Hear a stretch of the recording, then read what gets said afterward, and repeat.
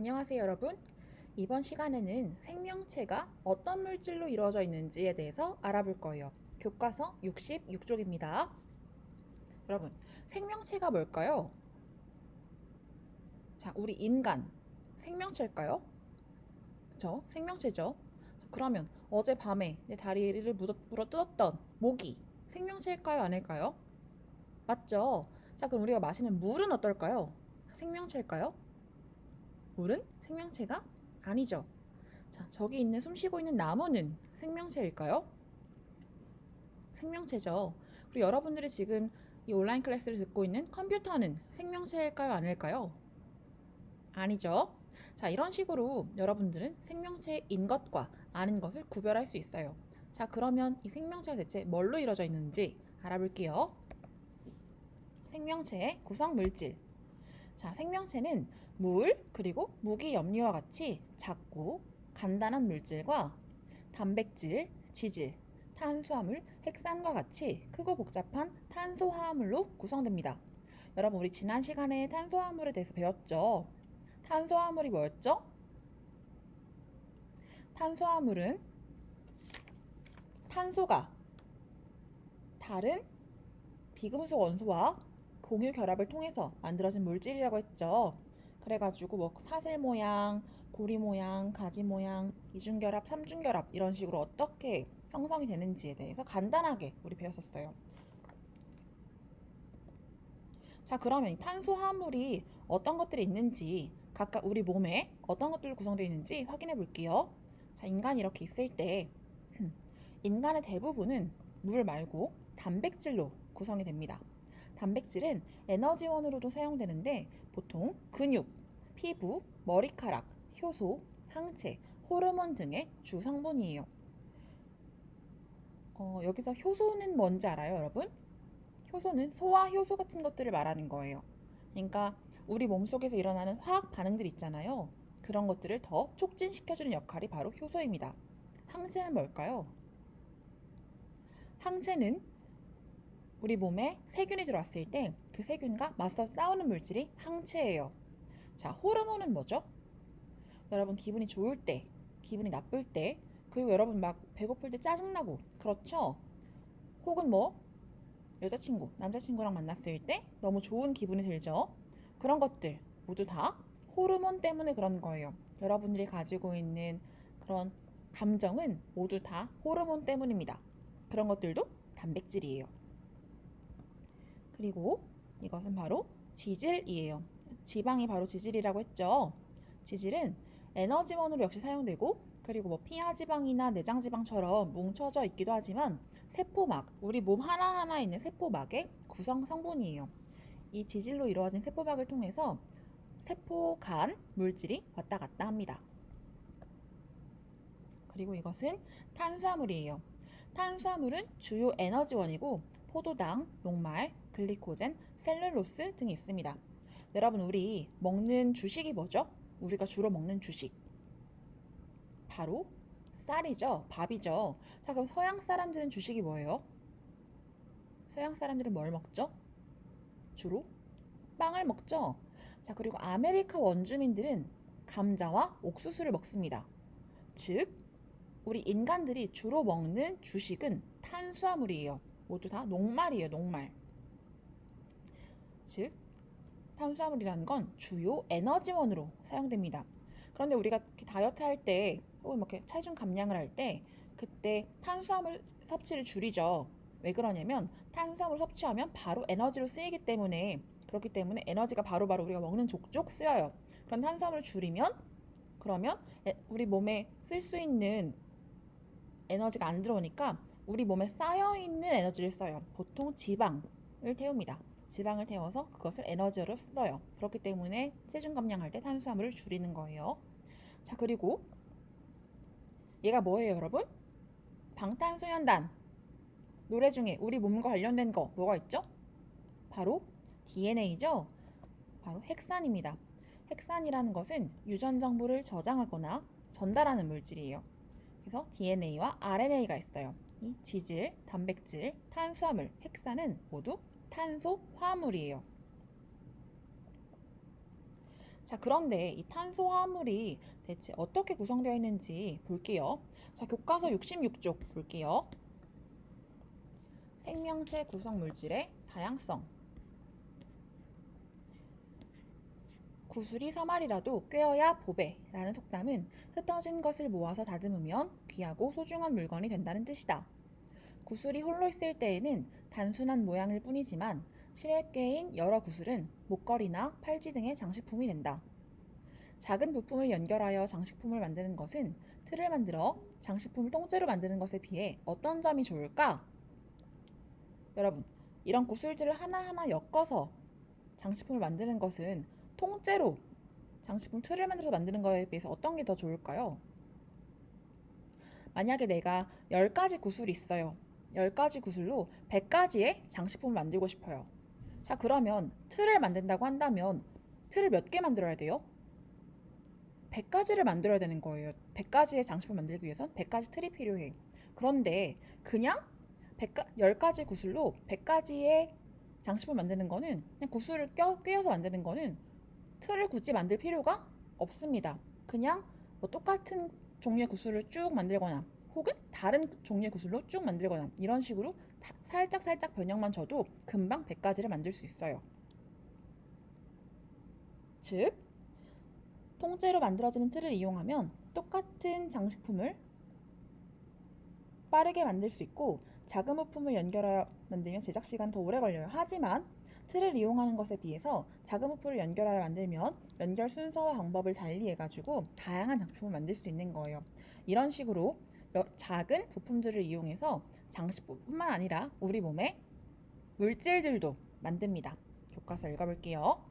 1. 단위체가 연결되어 만들어지는 생명체 구성 물질.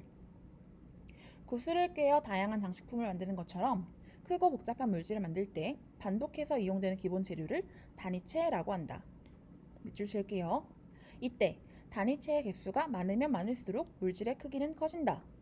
여기도 밑줄 칠게요. 개수가 많으면 당연히 물질의 크기는 커지겠죠.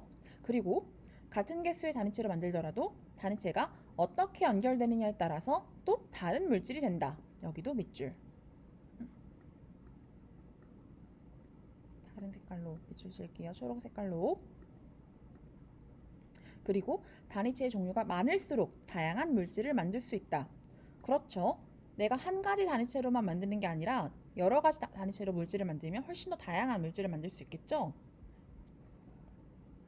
자, 다시 PPT로 돌아와서 자, 이것이 바로 우리 몸을 구성하고 있는 생명체 구성 물질, 탄소화합물입니다. 근데 탄소화합물이 굉장히 긴데 근데 이 하나하나 부품이 바로 하나의 단위체라는 거예요. 즉, 생명체를 구성하는 탄수화물, 단백질, 핵산은 단위체가 반복적으로 결합하여 형성되며 단위체의 배열 순서에 따라 특성이 달라질 수 있다 라고 했어요. 그래서 탄수화물, 그리고 단백질, 핵산의 단위체가 각각 다릅니다. 그래서 이것들이 각각 어떻게 배열 순서가 어떻게 되느냐에 따라서 되게 다양한 또 탄수화물이 만들어지고 이런 거예요. 그래서 단위체의 특징을 정리해보면 크고 복잡한 물질을 만들 때 반복해서 이용되는 기본 재료이고 단위체의 개수가 많으면 많을수록 물질의 크기는 커지고 같은 개수의 단위체로 만들더라도 단위체가 어떻게 연결되느냐에 따라서 또 다른 물질이 되고 단위체의 종류가 많을수록 다양한 물질을 만들 수 있습니다. 알겠어요? 자, 그럼 교과서 계속 읽어볼게요. 67쪽입니다. 밥이나 빵과 같은 탄수화물을 먹으면 혈액 내 포도당의 농도가 높아진다. 그 까닭은 밥이나 빵에 들어있는 탄수화물의 일종인 녹말이 소화 과정을 통해 포도당으로 분해되어 몸속으로 흡수되기 때문이다. 즉, 포도당은 탄수화물을 구성하는 단위체이다. 탄수화물의 단위체가 뭐라고요? 포도당입니다. 포도당이 바로 탄수화물의 단위체예요. 수백에서 수천 개의 포도당은 결합 방식에 따라 녹말, 글리코젠, 셀룰로스 등 서로 다른 구조와 특성을 가진 탄수화물을 만든다. 여기도 밑줄 칠게요. 자, 그래서 여기 아래 그림을 보면 지금 세 가지 음식이 나와요. 하나는 감자고, 이거는 닭다리고, 여기는 브로콜리죠. 자, 감자는 녹말로 이루어져 있습니다. 녹말이라는 탄수화물이에요. 그리고 이 닭다리에는 글리코젠이라는 탄수화물이 들어있어요. 그리고 브로콜리에는 셀룰로스라는 탄수화물이 들어있고. 근데 지금 보니까 이 주황 색깔 육각형 모양이 포도당이에요. 포도당.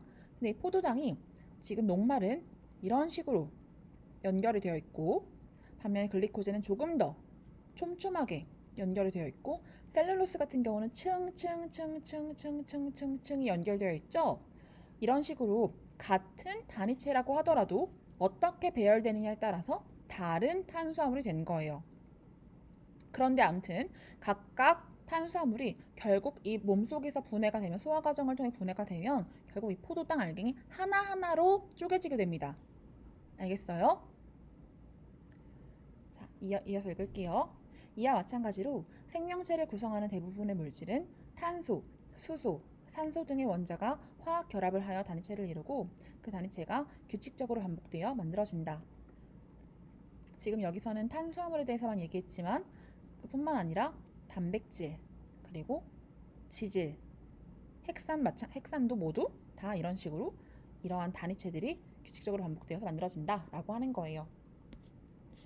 자, 그러면 넘어가서 이번에는 단백질에 대해서 볼게요. 단백질. 아미노산으로 이루어진 단백질의 구조. 생물체를 구성하는 탄수화물 중 가장 많은 단백질은 어디에 어떻게 이루어져 있을까? 단백질은 아미노산이 단위체가 되어 구성된다. 두 개의 아미노산이 결합할 때 하나의 물 분자가 빠져나오면서 결합이 일어나는데 이 반응이 반복되면서 여러 가지 단백질이 만들어진다. 여러분, 여기서 두 개의 아미노산이 결합할 때 하나의 물 분자가 빠져나오면서 결합이 일어나는데 라는 부분에 글 하나 쓸게요. 이게 뭐냐면 바로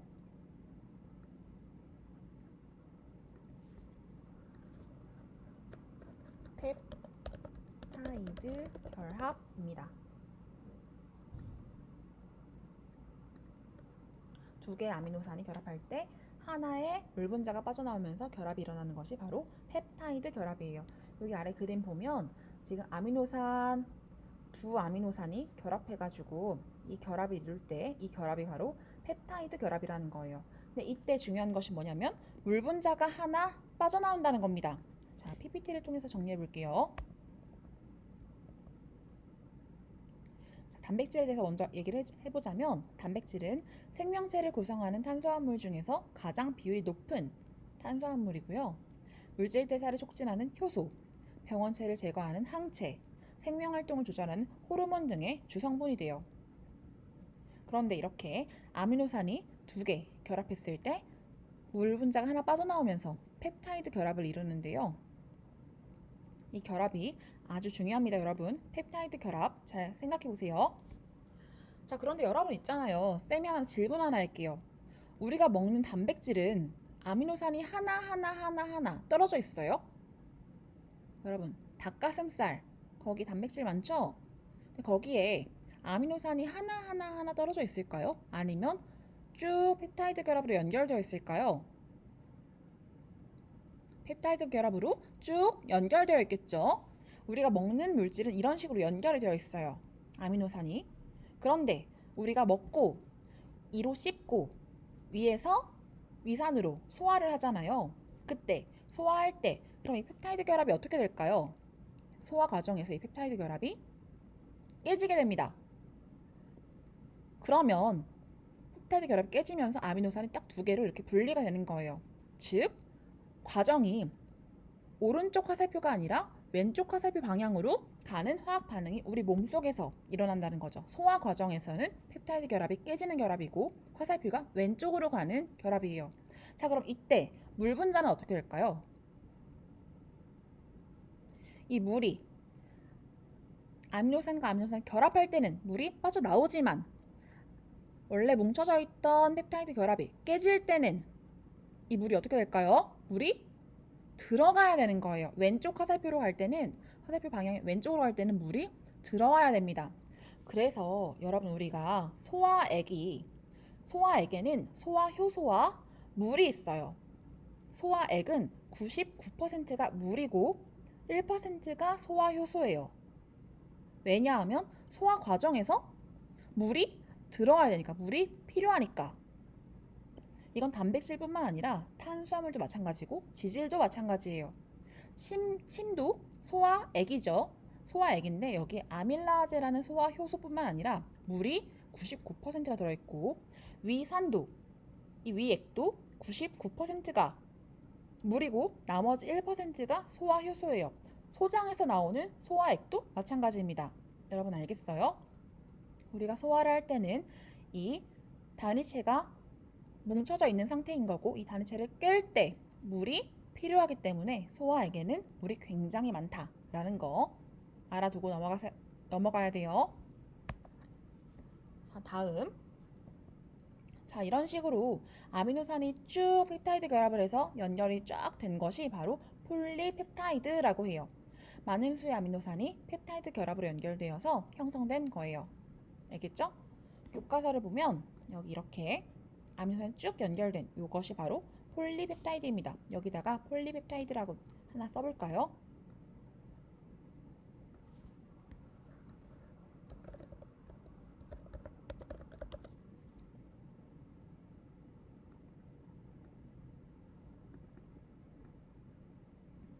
색깔 바꿀까?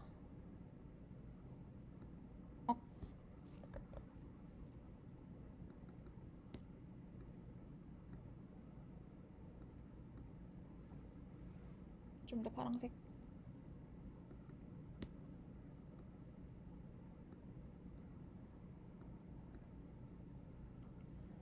자, 다시 PPT로 넘어와서 교과서 볼게요. 자, 교과서 보면 여기 보니까 아미노산 사이 결합에서 아미노산 사슬까지 갔어요. 이가 바로 폴리펩타이드입니다. 그런데 얘가 조금 더 가서 단백질 입체 구조까지 갔어요. 이게 무슨 소리냐면 아미노산 사슬이 이렇게 나선 모양 그리고 병풍 모양 이런 식으로 입체 구조를 다양하게 만듭니다. 그렇게 되고, 그리고 이 입체 구조들이 여러 개로 모여서 또 큰 단백질 구조를 만들어요. 즉 단백질 구조 읽어보면 여러 아미노산이 결합하여 형성된 아미노산 사슬은 나선 또는 병풍 모양으로 접히거나 회전하고, 이것이 다시 휘거나 비틀려서 입체 구조가 된다. 이런 입체 구조가 여러 개 모여 하나의 단백질을 이루기도 한다.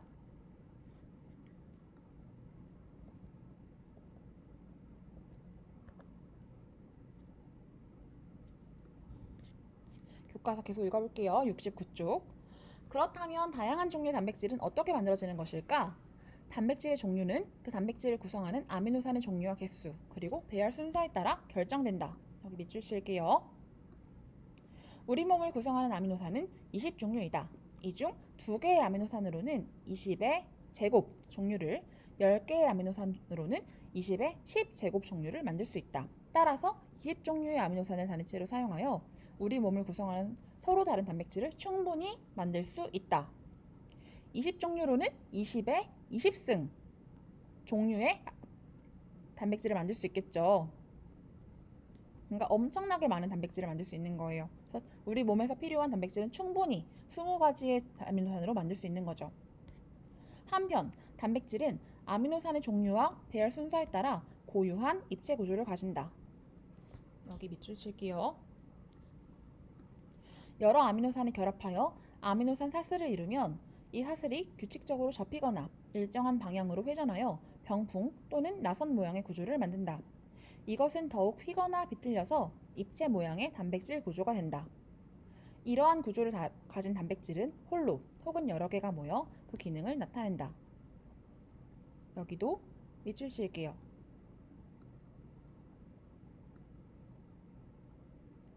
여러분 있잖아요. 구조가 그 기능을 나타낸다 라는 말 들어본 적 있어요? 구조가 곧 그 기능이다. 뭐 혹은 모양이 곧 그 기능이다. 여러분 있잖아요. 한번 쳐볼까? 삽.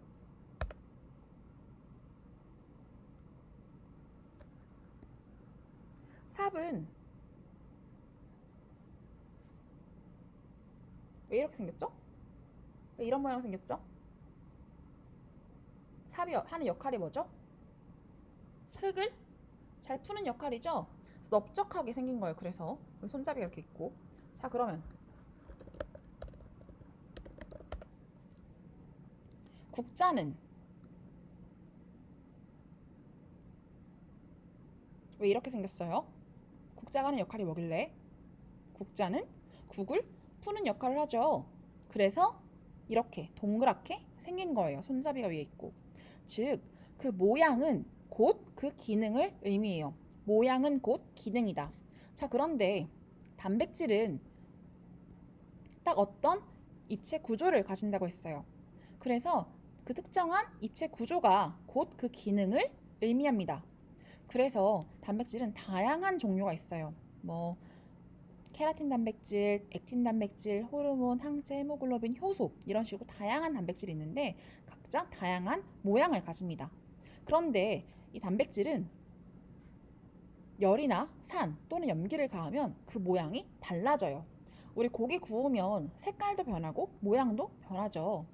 그런 식으로 단백질 입체 구조가 변한 거예요. 자, 그럼 이전의 역할을 할 수 있을까요? 없을까요? 없게 되겠죠. 자, 교과서 읽어볼게요. 단백질은 근육과 머리카락 등 몸의 구성 성분이 되고 효소와 호르몬의 주성분으로 몸의 생리작용을 조절하기도 한다. 단백질이 다양한 기능을 할 수 있는 것은 단백질이 기능에 알맞은 입체 구조를 가지기 때문이다. 여러분 여기 중요합니다. 기능에 알맞는 입체 구조를 가지기 때문이래요.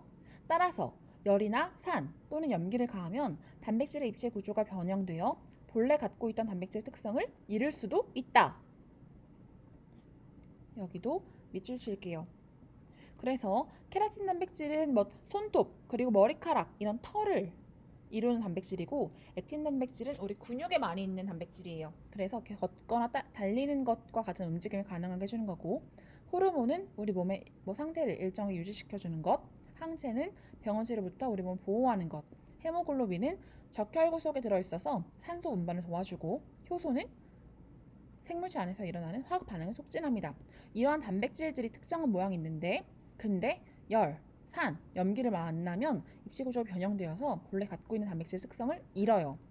혹은 원래 애초에 태어날 때 이 모양이 다르게 태어난 사람들이 있어요. 그렇게 되면 원래 내가 해야 되는 역할을 못하기 때문에 이 헤모글로빈이 원래 동그랗게 이 적혈구가 원래 동그랗게 생겼는데 근데 낫 모양의 적혈구를 가진 사람도 있어요.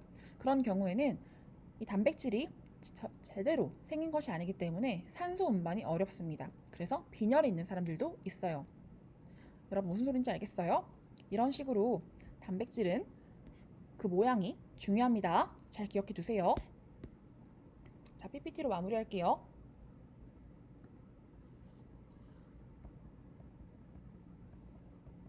응? 왜 얘가 갑자기 들어와 있지? PPT가 조금 잘못된 것 같은데. 자, 정리하는 의미에서 한 번 더 정리를 해볼게요. 자, 규산염 광물과 탄수화물은 모두 다 우리 지구를 구성하고 있는 물질이죠. 규산염 광물은 지각을 구성하고 있는 광물이고 탄수화물은 생명체를 구성하고 있는 물질이에요. 둘 다 규소와 탄소 모두 다 원자과 전자수가 4인 14족 원소이기 때문에 원자 한 개당 최대 4개의 다른 원자와 공유 결합을 할 수 있습니다. 그래서 규소산염 광물은 규소와 산소가 공유 결합을 한 것이고 탄소 같은 경우는 수소뿐만 아니라 산소, 질소, 혹은 황 이런 것들과도 같이 공유 결합을 해요. 자, 여러분 이런 식으로 규산염 광물과 탄수화물 잘 정리가 됐고 또 생명체를 구성하는 물질도 잘 정리가 됐죠? 자, 그러면 이상 이번 시간을 마칠게요.